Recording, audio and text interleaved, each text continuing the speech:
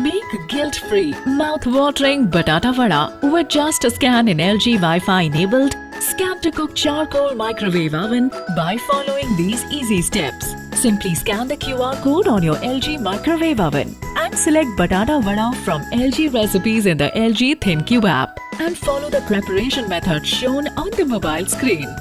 Here are the ingredients we will be needing for this recipe. Put the boiled potatoes in a microwave-safe bowl and mash them well. Now add all the ingredients in the bowl.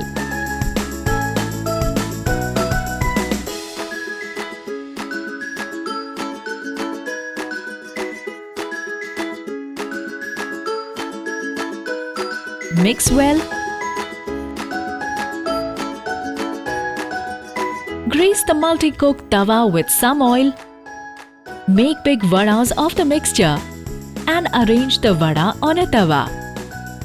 Press send button on the LG ThinQ app. Keep the tawa on a high rack inside the microwave oven and press start.